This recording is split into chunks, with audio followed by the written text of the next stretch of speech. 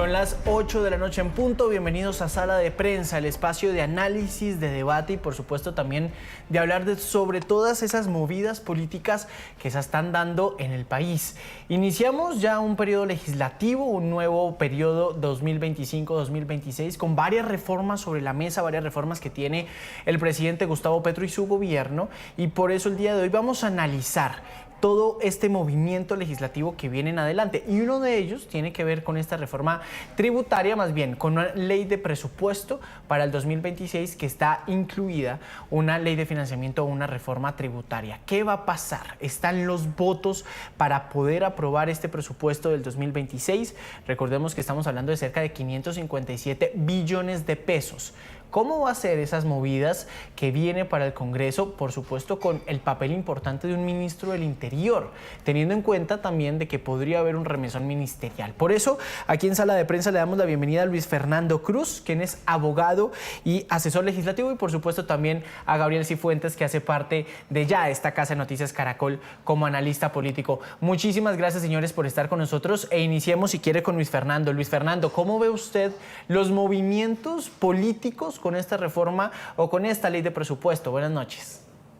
Juan David, buenas noches. Un saludo a usted, a Gabriel y a todos los televidentes.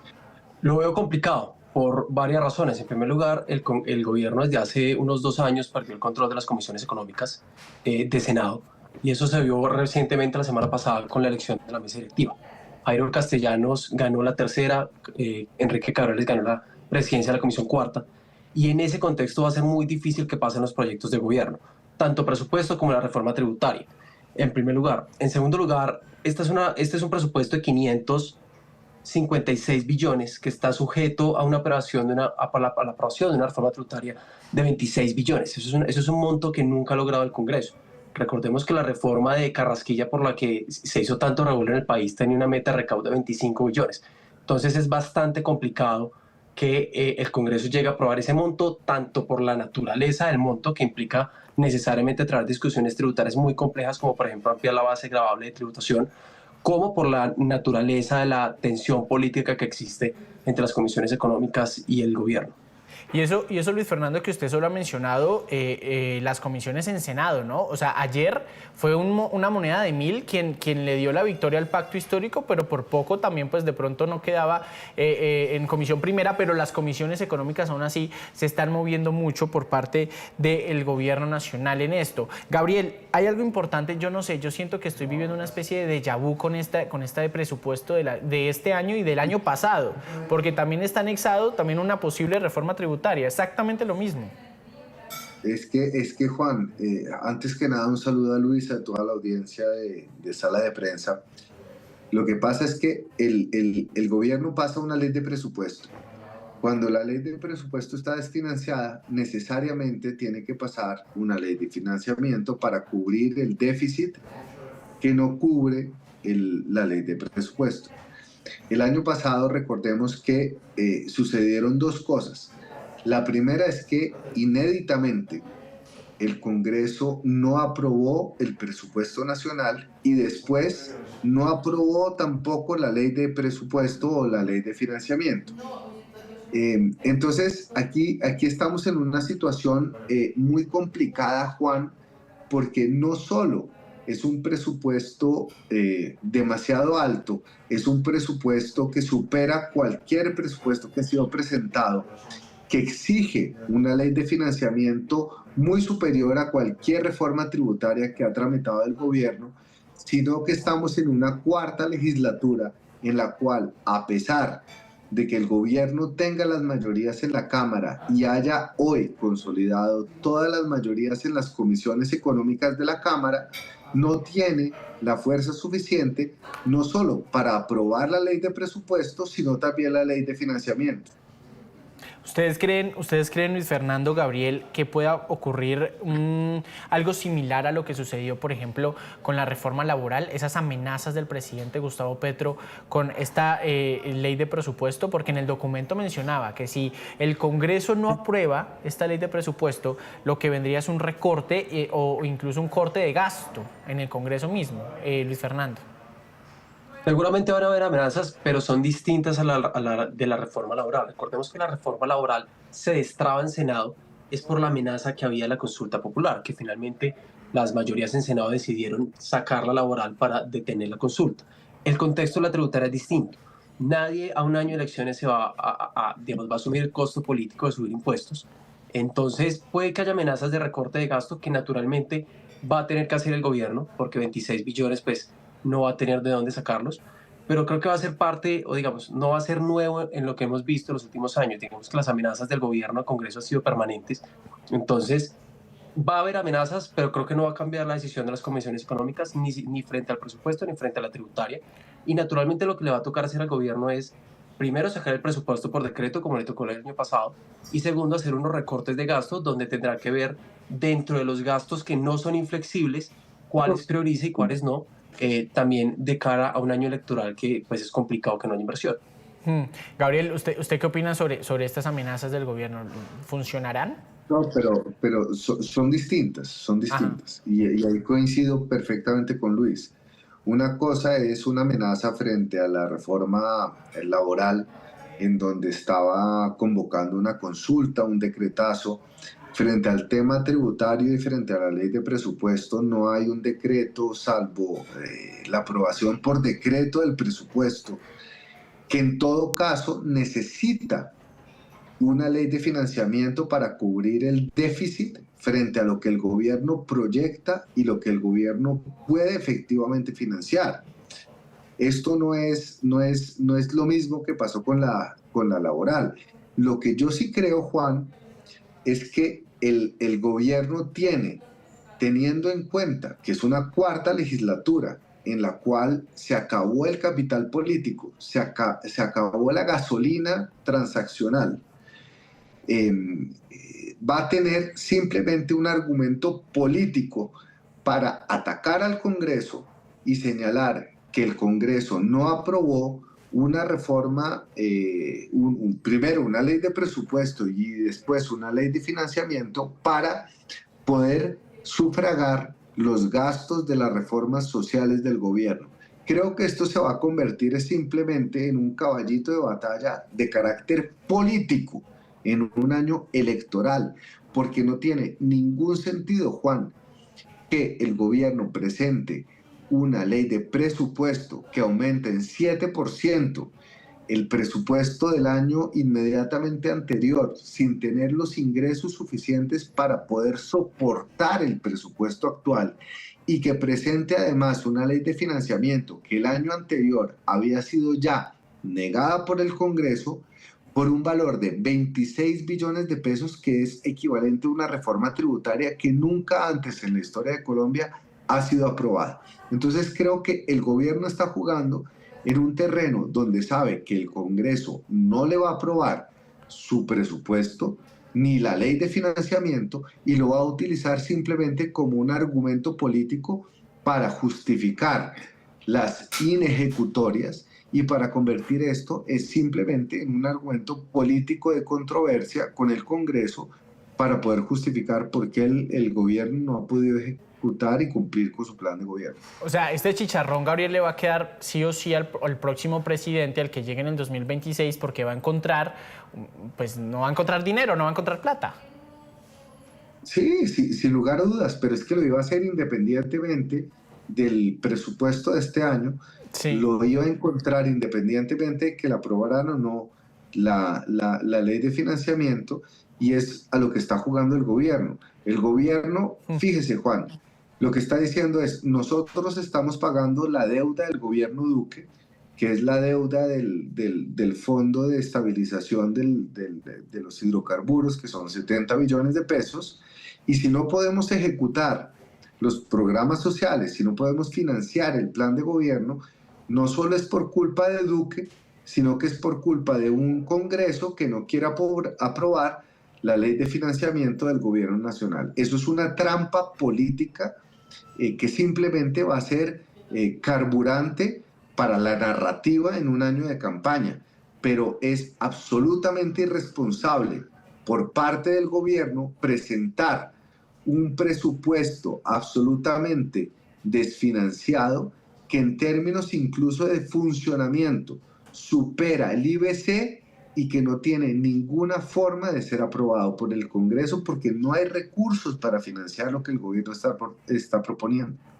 Luis Fernando, acompaña esa tesis de Gabriel, de que definitivamente esto es un caballito de batalla del gobierno. Sí, concuerdo perfectamente. El gobierno, digamos, el gobierno no es bobo.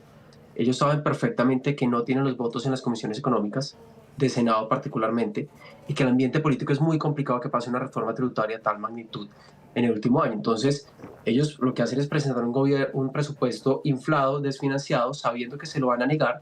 Seguramente el ministerio internamente ya tendrá las cuentas de cómo va a ajustar el presupuesto después de que le nieguen la reforma tributaria. Pero sí, principalmente es un tema de campaña. Y adicional a eso, y muy ligado a lo que usted decía, el chicharrón económico que le va a tocar al siguiente gobierno va a ser muy complicado, porque ligado a la falta de plata, digamos que este gobierno va a dejar el presupuesto con una deuda, o en general, la nación va a terminar con una deuda del 60% del PIB y un déficit cercano al 7%. Esas fueron las mismas cifras que vimos en pandemia, con la magnitud que significó la pandemia. Entonces, básicamente, al siguiente gobierno le va a tocar arreglar la misma situación, o una situación fiscal muy parecida a la que vivió el país después de lo complicado que fue la pandemia, pero con unas complicaciones de ejecución bastante significativas. Y que es el tercer punto que, digamos, es un reproche generalizado que se le ha hecho al gobierno a lo largo de este periodo, y es que no ejecutan los recursos que el gobierno le aprueba. Y es un cuestionamiento muy válido que hacen muchos congresistas. ¿Por qué están pidiendo más recursos si no han ejecutado lo que ya aprobamos? Si uno ve, por ejemplo, entidades como la ANT en 2024 ejecutaron solamente el 20% del presupuesto de inversión, y ni hablar en otras entidades como el Ministerio de la Igualdad. Entonces, claramente esto es un discurso de campaña para tener una confrontación con el Congreso y tener un discurso donde le van a decir a la gente: no le pudimos cumplir, no por culpa de nosotros, sino porque el gobierno con la clase política no nos autorizó los recursos. Un discurso que desafortunadamente hemos escuchado. Es que es justamente eso lo que dice Luis, que yo creo que ahí está la trampa. Y es decir, es el gobierno que está presentando un presupuesto que sabe que es absolutamente inviable, frente a un ambiente político en donde sabe que es absolutamente imposible que las comisiones económicas, sobre todo con el precedente de lo que pasó en la tercera legislatura, le pase una ley de financiamiento para cubrir el déficit entre lo que se tiene y lo que se necesita. Y es simplemente un argumento político para culpar al Congreso de que si no se pudo ejecutar el plan de gobierno, si no se pudo financiar el programa de gobierno, es culpa del Congreso y no del gobierno, que no solo hizo malos cálculos frente a lo que podría recibir, sino frente a lo que era fiscalmente posible. Esto es una trampa política y yo creo que el gobierno es, Juan, absolutamente consciente de que es imposible presentar un presupuesto que aumente en 7% los gastos frente al año anterior y una ley de financiamiento para suplir un déficit de 26 billones de pesos en una cuarta legislatura donde no va a ser posible que se lo aprueben. Esto es una trampa política. Es una trampa política lo que está pasando. Yo sigo diciendo que esto a mí se me hace un déjà vu de lo que ocurrió el año pasado, porque digamos que es prácticamente lo mismo, pero con diferentes valores. Hemos hablado de este caballito de batalla que ustedes han dicho que es político, pero quiero que hablemos del jinete, del papel importante que debería tener un ministro del Interior, un Armando Benedetti hoy en día, que por lo pronto no sabemos, Luis Fernando, si él se va a quedar en la cartera o no, porque se está escuchando un remesón ministerial, pero pues él sigue a la cabeza del Ministerio del Interior, del Ministerio Político del Gobierno. Sí, pero digamos que obviamente el rol del Ministro del Interior siempre es importante en el Congreso, pero cuando se trata de reformas tributarias y de presupuesto, el rol del Ministerio de Hacienda, del Ministro de Hacienda, es crucial particularmente. Pero si no tienen los votos... Claro, pero volvemos a lo mismo, ellos están presentando un proyecto sabiendo que se va a hundir. Entonces, puede que Benedetti esté o no, puede que logre conseguir uno que otro voto, pero ellos están jugando es a tener una narrativa política, en primer lugar. Y en segundo lugar, el ministro de Hacienda, que digamos tampoco tiene mayor experiencia en el campo del Congreso, entonces tampoco es que el gobierno esté previendo que el ministro, digamos, saca un tigre que va a salir a conseguir votos en las comisiones económicas porque los conoce a todos, porque ya negoció con ellos, pues no va a pasar. Digamos que este ministro llegó hace poco, no ha tenido el mejor relacionamiento en el último año, y si a eso se le suma, digamos, que es el tercer ministro que llega en este gobierno, pues es bastante complicado que tenga la fuerza, tanto él como Armando Benedetti, para lograr torcer, por llamarlo así, las comisiones económicas que han tenido una posición bastante firme contra el Congreso en los últimos 2 años. Gabriel, ¿usted qué opina del rol de Benedetti o bueno, del ministro de Hacienda también en este caso? Pues es que yo creo que son ministros hechos a la medida del gobierno del presidente Petro, es decir, llegaron simplemente para decir que sí, independientemente de lo que sea responsable o de lo que sea factible. Y ese es el problema. Independientemente que el ministro Benedetti pueda salir o no del Ministerio del Interior, creo que aquí el tema, el punto central, el meollo del asunto, Juan, es cuál es la posición más responsable que debería estar asumiendo el gobierno. Y el gobierno no está asumiendo una posición responsable frente a la presentación de la ley de presupuesto en momentos en los cuales hay una estrechez fiscal enorme y en los cuales y un momento en el cual no están dadas las mayorías políticas para poder aprobar una ley de financiamiento que cubra el déficit que deja la ley de presupuesto. Es que, Juan, si el año pasado, en la tercera legislatura, el Congreso no solo, como usted bien lo decía, es como un déjà vu, no solo inéditamente obligó al gobierno a decretar el presupuesto, sino que además de eso negó una ley de financiamiento por 12 billones de pesos en una cuarta legislatura. Pensar que el Congreso va a aprobar un presupuesto y una ley de financiamiento con un hueco de 26 billones de pesos es simplemente irreal.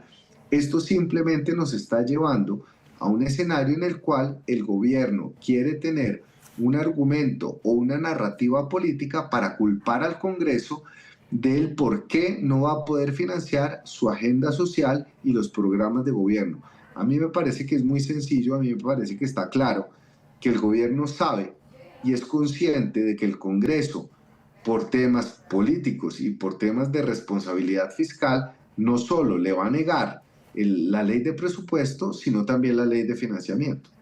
Son las 8:17 de la noche, estamos en sala de prensa con Gabriel Cifuentes, analista político, y también con Luis Fernando Cruz, abogado y asesor legislativo. Señores, hemos hablado, por supuesto, de esta ley de presupuesto, el presupuesto para el 2026, una ley de financiamiento, pero tenemos que hablar también de las otras reformas, porque también son importantes estas otras reformas y cómo se va a mover la jugada política, el ajedrez político con estas reformas. Y una de ellas es la reforma a la salud. Hemos hablado de la intención de las reformas sociales del presidente, pero ya sabemos que hay un nuevo presidente en la Comisión Séptima, Luis Fernando, que es Miguel Ángel Pinto, el mismo senador que firmó el hundimiento de una reforma laboral en la anterior legislatura. Hoy el ministro del Interior dice que celebra, que hay diálogo, que va a haber diálogo con Miguel Ángel Pinto, pero ¿será que el panorama político de lo que hemos hablado de esta ley de financiamiento va a ocurrir lo mismo con una reforma a la salud, Luis Fernando? Exactamente lo mismo. Digamos que si uno mira el bloque de senadores de la Comisión Séptima que hundió en el pasado la reforma a la salud y que había firmado el hundimiento de la reforma laboral, se ha logrado mantener a lo largo de estas 3 legislaturas. Y la elección de Miguel Ángel Pinto pues, es un claro mensaje al gobierno de que ellos se mantienen unidos y que van a controlar la agenda. Entonces, en el tema de la reforma a la salud necesariamente, o no necesariamente, pero digamos que lo más lógico es que se llegue a hundir. Muy probablemente el presidente vuelva a insistir con el tema de la consulta, esta vez por el tema, con el tema de la salud, pero tenemos que tener en cuenta los tiempos que tiene este proyecto, porque realmente la vida útil legislativa que le queda al gobierno son estos 6 meses, sí. Porque el siguiente semestre el Congreso no empieza a sesionar desde febrero, sino desde marzo. Llega, digamos que los congresistas ya saben quién queda electo y quién no, y empieza en pleno la campaña presidencial. Entonces, que en estos 4 o 5 meses que quedan de legislatura, más bien de este semestre, el gobierno logra hacer todos los debates, pasar la Comisión Séptima, e inclusive si se llegase a hundir en la Comisión Séptima, hacer todo el trámite de la apelación, que para el caso de la reforma a la salud tardó más de 2 meses, pues es perdón, de la laboral. Es Sí. bastante complicado e improbable que ocurra. ¿Otro déjà vu, Gabriel? Con lo mismo de la reforma de la salud laboral. Yo espero que no, yo espero que no. Yo coincido con la lectura de Luis, Ajá. que es una lectura frente a lo que muy probablemente va a pasar. Sin embargo, yo creo que las lecciones de lo que dejó la reforma laboral es que la Comisión Séptima, en donde está la suerte de la reforma a la salud, deben entender que si no le dan un trámite, si no le dan una discusión, si no justifican verdaderamente la forma como se debe hundir la reforma a la salud, pueden darle un nuevo argumento y le pueden dar oxígeno y carburante al gobierno nacional. Yo creo que lo más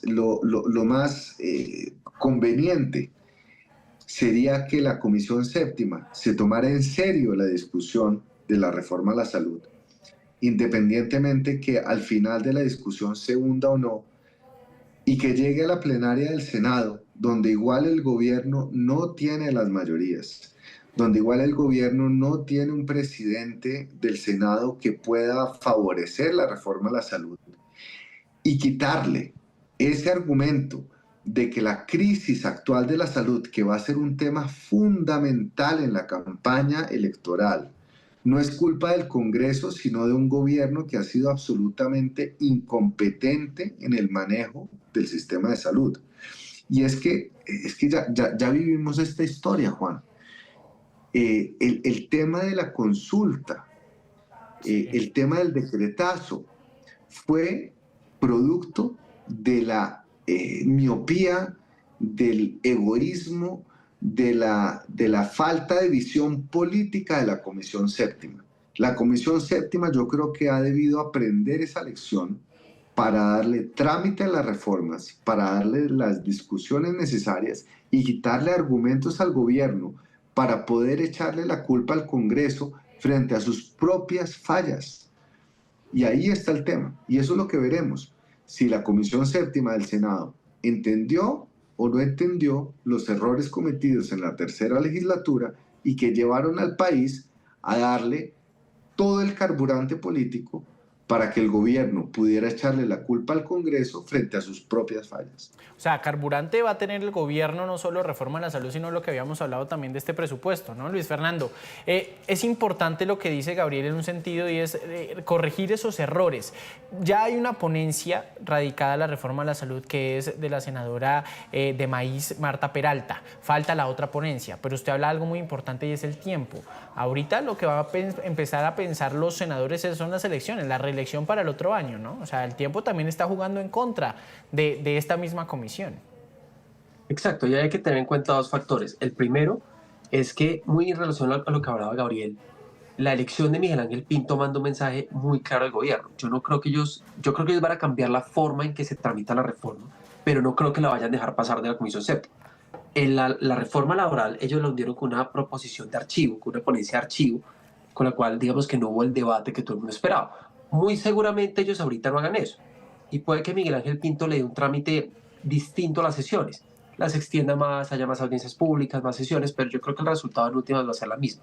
Y en segundo lugar, si uno mira, por ejemplo, la mayoría de las encuestas muestran que la principal o de las principales preocupaciones que tienen hoy en día los colombianos es el tema de la salud. Entonces, yo creo que los senadores van a analizar qué tanto costo político les genera aprobar nuestra reforma sabiendo que la salud bajo este gobierno se ha convertido en uno de los mayores problemas que perciben los colombianos. Generalmente, o sea, si naturalmente una reforma de esta naturaleza es complicada hacerla en el primero o en el segundo año, pues en el último semestre a puerta de elecciones es muy parecido a lo de la reforma tributaria, es casi que un suicidio político en muchas regiones. Entonces, yo creo que puede que aprendan del error de la laboral en el sentido que hagan un poco más larga la discusión en la comisión, pero no veo al bloque de senadores de la Comisión Séptima aprobando o dejando salir la reforma de la comisión. Sí, porque obviamente sabemos que los votos de la oposición están ahí contados. Me voy a otro proyecto, otro hijo, pero esta vez es el de Eduardo Montealegre. Hoy sacamos en Código Caracol que el ministro del Interior y el ministro de Justicia se reunieron con todos los integrantes de la Comisión Primera de Cámara para tener esa socialización, un almuerzo, para que hablaran sobre la ley de sometimiento a la justicia, que hablaran sobre este polémico proyecto. ¿Cómo ven ustedes ahora en Comisión Primera esta situación de sometimiento a la justicia, Gabriel? Pero es que fíjese, Juan, hoy quedó elegido como presidente de la Comisión Primera mi tocayo Gabo Becerra. Por y la seguramente... Sí, que por ley quinta es legítimo. Sí, obviamente. Es algo macondiano, digamos, que seguramente Daniel Samper en sus en sus sesiones va a atacar, pero es legítimo. Pero a mí no me preocupa el trámite en Cámara. En Cámara sabemos que el gobierno tiene absolutamente todas las mayorías, pero un proyecto de este calibre, finalizando un gobierno en una cuarta legislatura, en donde se está proponiendo en medio de una campaña electoral generar una serie de condiciones que para el público se asocian a impunidad en momentos de violencia exacerbada, me parece absolutamente inviable. Es decir, podrá pasar el trámite en la Comisión Primera, a pesar de que en la Comisión Primera de Cámara los votos están muy divididos.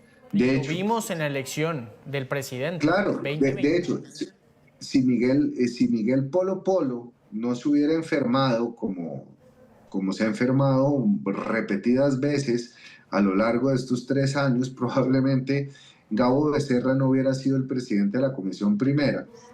Y la suerte sería distinta, pero en Cámara este proyecto puede pasar, pero el filtro del Senado es muy distinto.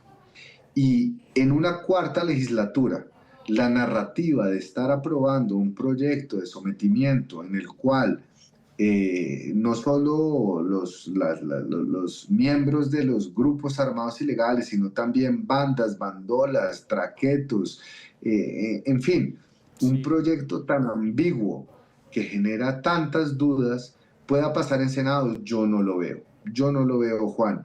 Y creo que además para el país sería inconveniente en un cambio de gobierno, porque suponga que usted en el 26 elija un gobierno de una partitura ideológica distinta, esto inmediatamente no solo, no sé si lo sancionaría el próximo presidente, porque lo tendría que sancionar el próximo presidente, sino si lo avalaría.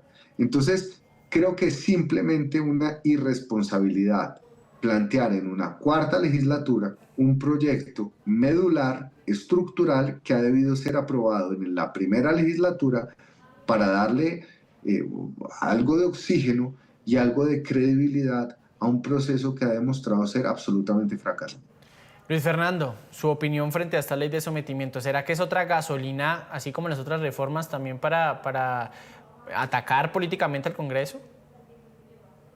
Fíjese que en este tema pasa algo, y es que yo creo que si uno coge la tributaria en combo con el presupuesto, la de salud y los proyectos de Montealegre, quizás el que mayor tenga viabilidad es el de Montealegre, por una razón. Yo concuerdo con Gabriel, pero digamos que si uno se pone a hacer cuentas, en la Comisión Primera del Senado, con la renuncia de David Luna y de Humberto de la Calle, entraron 2 aliados muy fuertes del gobierno, que fueron Temístocles Ortega y León Freddy Muñoz.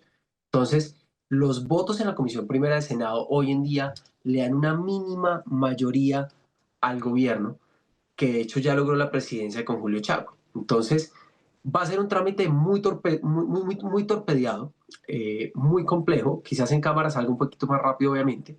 En Comisión Primera del Senado yo creo que puede llegar a pasar, pero después de una discusión muy compleja. Y en plenaria del Senado es donde creo que sí va a ser muy complicado que se apruebe este proyecto. Un proyecto que además, digamos, trae algo que, como bien dice Gabriel, se debió haber incluido en la Ley de Paz Total de 2022. Es que recordemos que el gobierno ya tramitó una Ley de Paz Total cuando se prorrogó la Ley de Orden Público y estableció todo el marco jurídico de la paz total, que hoy vemos que lo único que ha generado es un incremento, digamos, de las cifras más altas de secuestro y de extorsión de los últimos 15 años y un aumento del pie de fuerza de los grupos armados en más de 1.000 hombres. Entonces, creo que puede pasar muy torpedamente de comisión, pero en plenaria de Senado particularmente creo que, y ya más cerca, digamos, hagamos las cuentas, puede que salga de Cámara en estos 2 o 3 meses, que llegue a pasar de comisión primera entre diciembre y marzo, pero una plenaria del Senado aprobando esto en medio de una campaña presidencial el próximo semestre, bastante difícil. Y ese es el... Muy difícil. Sí, va a Muy ser difícil, bastante yo difícil. coincido. Y amanecerá y veremos. Señores, se nos acaba el tiempo. Hemos hablado, por supuesto, de 3 proyectos importantísimos para el gobierno, con poco tiempo, y en el último periodo de la legislatura. Gabriel, gracias por estar aquí con nosotros en Sala de Prensa. Luis, Juan, un fuerte abrazo para ustedes dos y para toda la audiencia de Sala de Prensa. Luis Fernando, a usted 1000 gracias por acompañarnos esta noche. No, muchas gracias a usted, a Gabriel, y un saludo a todos los espectadores. Y a ustedes, muchísimas gracias por acompañarnos en Sala de Prensa. Recuérdanos siempre estar aquí con nosotros a partir de las 8 de la noche. No se vayan, continúa Signo Pesos con Luisa Polo. Nos vemos luego. Chao.